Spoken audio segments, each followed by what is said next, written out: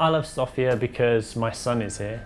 That's one of the main reasons, but also because I've lived in bigger cities in my life. For example, London, where many things are happening, it's very saturated with culture. Whereas here it feels like, for me, there's a space for things to happen. And that gives me a motivation to do stuff.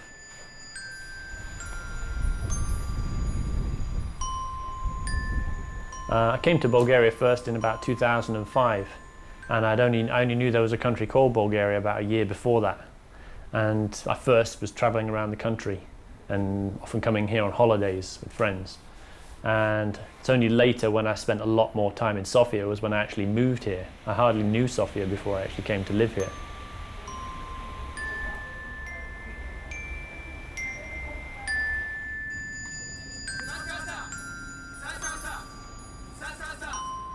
When I first came to Sofia, definitely there was a bit of a culture shock.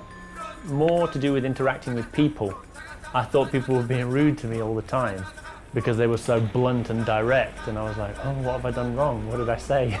And then I realized actually that's just the kind of direct manner which I just wasn't used to, with being British and apologizing all the time. But I've adapted to that, and hopefully I'm communicating better with people now.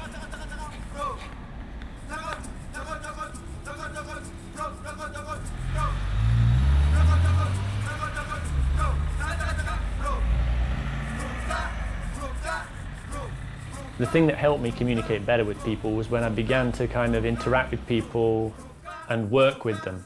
So I started volunteering on things. I volunteered to work on the Sofia Film Festival and helped organise the Sofia meetings. And through that I met somebody that organised Vodната кола Art Fest near Preškarova.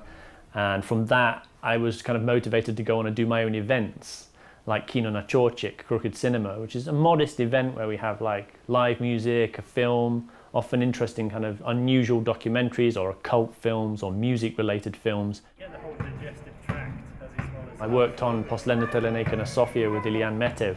So for 2 years, one of my biggest introductions to the city was to travel around in an ambulance. What about the mix? So I met a lot of people with similar interests to me and creative people in Sofia, and this was my beginning, this was my way into Sofia.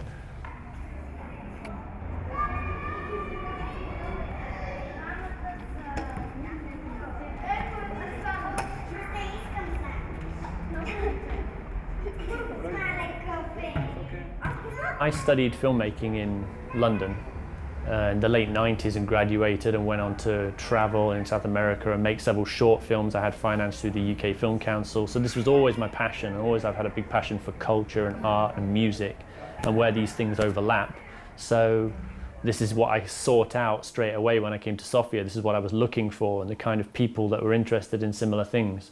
And when I began to do some of these events and volunteering and other smaller projects, things started to snowball, and I met other people. And every time I wanted to do an event, I would choose a place which was like a new cultural centre, like a small art centre that somebody was initiating or setting up, or a new bar.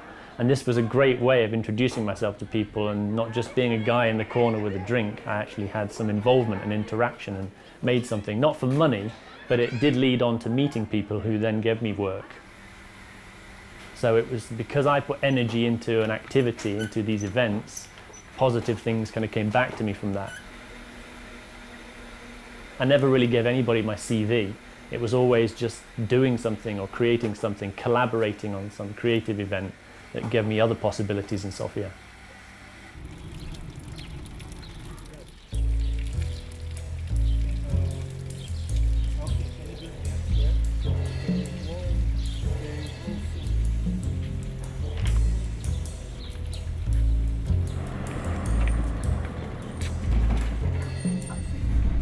Sometimes I do crave kind of the lifestyle I had in London, where there's so much access to international cinema constantly and theatre, and that was always the place I wanted to live. I didn't anticipate that I would ever be living in Sofia. It wasn't part of the plan.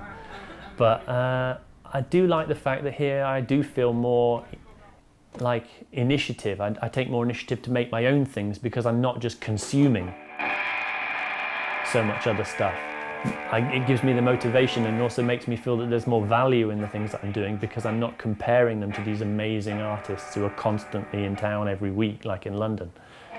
So I like that about Sofia, that kind of, it gives me that energy that maybe sometimes was squashed in London. 1 2 1 2 1 2.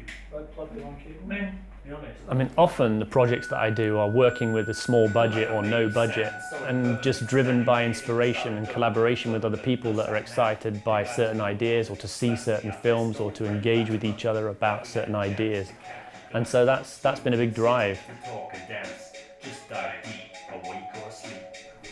And this is why they come. Surely they're part of that thing you do now. Some of this is done with your own ideas. That's okay. Put him on the tree. So put them on the top of the tree. Yeah.